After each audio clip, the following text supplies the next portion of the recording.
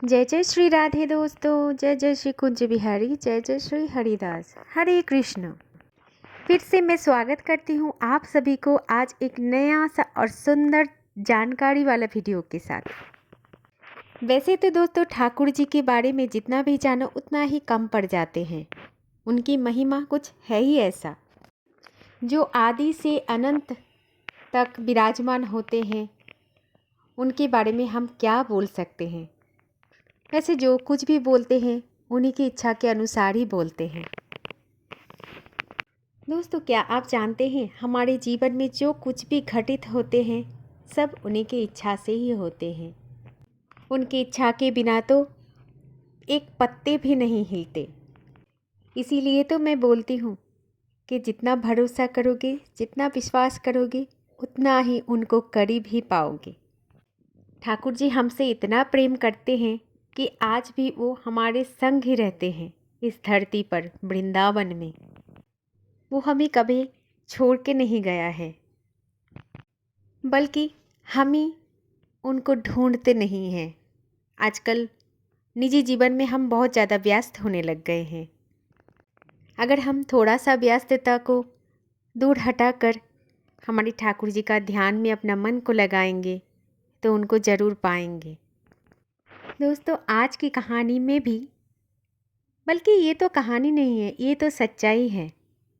आज की इस जानकारी में भी आपको उतना ही लीला, उतना ही प्रेम ठाकुर जी की दिखेगी। वैसे तो दुनिया में ठाकुर जी की हर जगह पे मंदिर बन चुकी है। हर जगह पे उनका आरती होती है सुबह से लेकर शाम तक। लेकिन दुनिया में एक ऐसा मंदिर भी है जहाँ पे सुबह का मंगला आरती आज भी नहीं होती। वो सिर्फ साल में एक ही बार होते हैं। वैसे तो भारत में हर जगह पर मंदिर में मंगला आरती ज़रूर होते हैं सुबह के 4:30 बजे। लेकिन इस मंदिर में भगवान जी ठाकुर जी उठते हैं 8 बजे। इसीलिए सुबह का मंगला आरती 8 बजे के बाद ही होते हैं। तो चलिए जानते हैं कौन है वो वैसा मंदिर जहाँ पे 8 बजे मंगला आरती होते हैं। दोस्तों वो और कोई मंदिर नहीं है, वो तो हमारी लाडला बांके बिहारी जी का मंदिर है। आज हम ये भी जानेंगे इसके पीछे क्या कारण है जिसकी वजह से सुबह मंगला आरती नहीं होती। तो चलिए सुनते हैं। दोस्तों बांके बिहारी जी के मंदिर में क्यों नहीं होती मंगला आरती। एक आदमी था जो वृंदावन वासी था और रोज़ बांके बिहारी मंदिर का साफ सफाई करता था। दिन रात बस मंदिर में ही रहता था। मंदिर की साफ सफाई, झाड़ू पोछा यही काम करता था। उसका तो नित्य काम था यही। वहीं पर ही भोजन करता था और मंदिर में ही सो जाता था। और फिर उसे देख के एक दिन गोस्वामी जी ने सोचा कि यह आदमी तो इतना मन लगा के ठाकुर जी के मंदिर का काम करते हैं, साफ सफाई करते हैं, आने जाने वाले हर व्यक्ति को हरे कृष्ण राधे राधे बोलते हैं, हमेशा ठाकुर जी की भक्ति में लीन होकर रहता है। देखने में तो ठाकुर जी का सच्चा भक्त ही लगता है। तो क्यों ना इसे एक काम दिया जाए। फिर गोस्वामी जी ने उस व्यक्ति से पूछा कि भैया क्या आप एक काम करोगे। फिर वो आदमी ने गोस्वामी जी से पूछा कि हाँ बोलिए क्या काम है। पुजारी जी ने फिर उस आदमी से बोला कि कुछ गैया है, उसे सुबह से लेकर शाम तक बस खेतों में चरा के लाना है।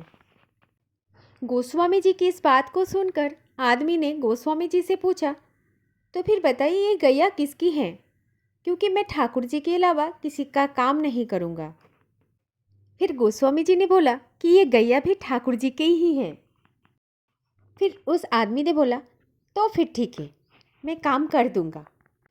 फिर गोस्वामी जी ने उस आदमी से बोला तो फिर ठीक है, तुम कल से एक गैया को लेके जाना और तुम्हारी भोजन भी वहीं पर तुम्हें मिल जाएगा। और अगले दिन से ही वो आदमी गैया को लेके गया और चराने लगा। और रोज़ाना ठीक एक ही समय पर उसके पास भोजन पहुंच जाता था। और वो आदमी भी बहुत खुश था और लगातार अपने काम में मन लगाकर करता था। रोज गैया चराते चराते बस हरे कृष्ण राधे राधे, हरे कृष्ण राधे राधे ही बोलता रहता था। कृष्ण का एक अनन्य भक्त ही था वो। उसके मुख से कभी राधा कृष्ण के अलावा दूसरा कुछ शब्द निकलता ही नहीं था। बहुत ही सुंदर सा जीवन चल रहा था।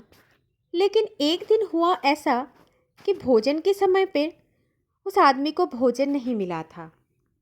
और जब भोजन के समय पर भोजन नहीं आया था तो उसे बहुत चिंता हो रहा था, क्योंकि उसे बहुत ज़्यादा भूख लग गई थी। वो बस यही सोचता रहा कि आज क्यों नहीं भोजन आया। क्या पुजारी जी ने भोजन भेजा नहीं था? ऐसा क्या हो गया कि भोजन क्यों नहीं आया? आज तो मैं मंदिर में जाकर के गोस्वामी जी से शिकायत करूंगी, क्योंकि मुझे बहुत ज़्यादा ज़ोर से भूख लगी है। क्योंकि मुझे तो शाम तक इधर ही रहना है और गायों को तो मैं बीच में नहीं छोड़ सकता। यही सब कुछ दिमाग में उसका चल रहा था। सोच विभोर में डूबे हुए थे। इसी समय पर पीछे से एक आवाज़ आई, ग्वाले आजा, अपना भोजन कर ले। और उसने जब तुरंत पीछे की आवाज़ की तरफ देखा तो पीछे तो कोई नहीं था। बस एक पेड़ के पास एक लाल रंग के कपड़े में बंधा हुआ कुछ रखा था। फिर उस आदमी वहाँ पर गया और उस कपड़े को खोलकर देखा कि कपड़े के अंदर कुछ भोजन रखा हुआ था। कपड़े को खोलकर वो आदमी तो चौंक गया था, क्योंकि भोजन में 56 भोग रखा हुआ था। ये सब कुछ देख के ग्वाले के मन में खुशी की लहर चल रही थी और मन ही मन बस यही सोच रही थी कि आज क्या हुआ कि आज भोजन में इतना सारा, मंदिर में कुछ हुआ क्या कि आज इतना सारा भोजन मुझे मिला। और ये भी सोच रही थी शायद इतना सारा भोजन लाने के खातिर इतना देर हो गया। चलो कोई बात नहीं, मुझे तो भोजन मिल गया। इतना सारा व्यंजन बनाने में तो समय भी लगता है, शायद इसीलिए इतना देर हो गया। भोजन को देखकर उस आदमी के मन में जो भी शिकायत था वो दूर हो गया। फिर भी उसके मन में एक प्रश्न तो था। प्रश्न कुछ इस प्रकार था कि ये भोजन का द्रव्य कौन रख कर गया? किसी को तो मैंने देखा भी नहीं, बस एक आवाज़ ही मुझे सुनाई दिया। कहीं ऐसा तो नहीं कि ठाकुर जी ही आए थे मेरे लिए भोजन लेके? क्योंकि वो भगवान श्री कृष्ण का इतना अनन्य भक्त था और इतना प्रेम वो कृष्ण से करता था कि उसके मन में एक विश्वास तो जरूर था कि भगवान कृष्ण कभी भी उसके पास आ ही सकते हैं, किसी के भी रूप धारण करके। मन ही मन ये सब बातें चल रहे थे। उसके बाद उसने भोजन किया और भोजन करने के बाद उसको बहुत तृप्ति हुई। फिर उसने लाल कपड़े में सारे बर्तन को बांध लिया और जब शाम को पुजारी जी के पास पहुंचा तो पुजारी जी को बोला कि पुजारी जी, आज आपका कोई बंदा भोजन देने नहीं आया था। पता नहीं मुझे क्यों ऐसा लग रहा कि आज तो भोजन मुझे ठाकुर जी ही दे के गया। पुजारी जी ने सोचा कि आज और भोजन, क्योंकि पुजारी जानते थे कि आज तो कोई भी भोजन बना ही नहीं था। गोस्वामी जी को तो ये पता था आज एकादशी का दिन है, आज तो रसोई में भोजन बनता ही नहीं है, आज तो व्रत का दिन है। और गोस्वामी जी ने जब ये देखा कि उसके हाथ में जो लाल कपड़े में बंधा हुआ बर्तन है, वो बर्तन दरअसल ठाकुर जी का ही बर्तन है, जिसमें रोज ठाकुर जी को भोग लगते हैं, जिसमें खुद ठाकुर जी ही भोजन पाते हैं। ये सब कुछ देख के पुजारी जी ने पूछा कि कोई भी तुम्हें भोजन देने के लिए नहीं आया था? फिर उसने बोला, नहीं गोस्वामी जी, मुझे तो बस एक आवाज़ आया था, लेकिन मैंने किसी को देखा नहीं था। और उस आवाज़ से बस यही बोला गया था कि ग्वाले आजा भोजन कर ले। लेकिन मैंने चारों तरफ बहुत ढूंढा, लेकिन मुझे कोई दिखा नहीं, बस आवाज़ ही सुनाई दिया था। फिर गोस्वामी जी समझ गए, अरे वाह, ठाकुर जी मिले।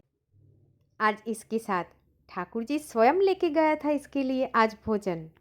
फिर गोस्वामी जी ने ये सोच लिया, ये तो ठाकुर जी का अनन्य भक्त हैं, इसको नहीं छोड़ेंगे, इसको मंदिर के पास ही रखेंगे।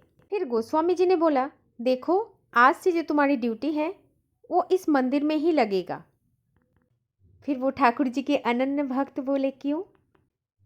तो गोस्वामी जी ने बोला, मेरा कहने का मतलब ये है कि रात को चौकीदारी तुम करोगे इस मंदिर का। आज से रात को मंदिर का ध्यान तुम ही रखोगे। कोई भी मंदिर में आता जाता नहीं दिखना चाहिए। मंदिर के द्वार बंद होने के बाद तुम्हारी ड्यूटी शुरू हो जाएगी और इस तरह से पूरी रात तुम ठाकुर जी का पहरादारी करोगे। फिर उस व्यक्ति ने बोला, ठीक है गोस्वामी जी, और उसी रात से वो व्यक्ति ड्यूटी पर लग गया। वो व्यक्ति मंदिर का चौकीदारी कर रहा था। आपको पता है दोस्तों, आधी रात को क्या हुआ? उस ग्वाले ने देखा आधी रात को स्वयं बांके बिहारी जी बाहर आए। फिर स्वयं भगवान बांके बिहारी जी उस व्यक्ति से बोले, मुझे जाने दो। लेकिन वो व्यक्ति तो ठाकुर जी की चौकीदार थे। उसने तो ठाकुर जी को रोक ही लिया। मज़ेदार बात तो ये है, ठाकुर जी की लीला देखिए दोस्तों। जब उस ग्वाले ने ठाकुर जी को रोक ही लिया, तब ठाकुर जी ने पूछा, अरे भाई मुझे क्यों रोक रहा है, मुझे तो जाने दे। फिर वो व्यक्ति ने बोला, नहीं नहीं ठाकुर जी, मैं आपको नहीं जाने दे सकता, क्योंकि मुझे पुजारी जी ने बोला कि रात को कोई भी आए जाए नहीं। ये ख्याल हमें रखना है ठाकुर जी। ठाकुर जी मैं तो चौकीदारी पे हूँ, तो फिर आप भी अंदर जाइए। वैसे भी ठाकुर जी अभी तो आपका आराम का समय है। फिर ठाकुर जी ने उससे बोला कि भैया मुझे तो निधिवन जाना ही है। मैं तो सदियों से निधिवन जाता आया हूँ, हर रोज़ जाता हूँ, और तू मुझे वहाँ जाने से क्यों रोक रहा है? फिर उस व्यक्ति ने बोला, नहीं नहीं ठाकुर जी, आप बिल्कुल भी नहीं जा सकते। आप मंदिर के अंदर जाइए और आराम कीजिए। फिर ठाकुर जी देखा कि ये जो मेरा भक्त है ये बहुत ही ज़्यादा ईमानदार है और अपने कर्म पर बहुत ज़्यादा निष्ठावान भी है। लेकिन हमारे ठाकुर जी तो बहुत चालाक हैं, ये बात तो सभी को पता है। ठाकुर जी भी अपने टेढ़े चाल चल ही दिया और अपने मोह से उसको मोह भी लिया। फिर ठाकुर जी ने बोला, चलो फिर एक ऐसा काम करो कि तुम भी मेरे साथ चलो, और फिर कुछ समय तुम भी वहाँ पर रह के फिर हम दोनों वापस आ जाएंगे। और फिर जब हम ही नहीं रहेंगे तो तुम चौकीदारी किसकी करोगी? ठाकुर जी को ये बात सुन के उस व्यक्ति ने तनिक सोचा और देखा कि ठाकुर जी तो बिल्कुल सही बात बोल रहे हैं, और फिर ठाकुर जी के साथ निधिवन चले गए। निधिवन चले गए और निधिवन के अंदर ठाकुर जी चले गए, ये बाहर निधिवन की मंदिर का चौकीदारी करने लग गया। इधर सुबह होने वाली थी और इस व्यक्ति को बहुत ज़्यादा चिंता होने लग गई कि ठाकुर जी अभी अगर मंदिर वापस नहीं गए तो गोस्वामी जी शायद आ चुके होंगे, मंगल आरती का भी समय हो चुका है। फिर ये व्यक्ति ने आवाज़ दिया और उसकी आवाज़ सुनकर तुरंत ठाकुर जी बाहर आ गए और उससे पूछा, इतना आवाज़ क्यों दे रहा है? समय तो हो गया है, चलो अब मंदिर की तरफ चलते हैं। और फिर ठाकुर जी इसके साथ वापस मंदिर आ गए। ठाकुर जी मंदिर के अंदर चले गए और ये बाहर पहरा दे रहे थे। ठीक कुछ ही देर बाद गोस्वामी जी कुछ लोगों के साथ मंदिर आ पहुँचे, क्योंकि मंगला आरती का समय था।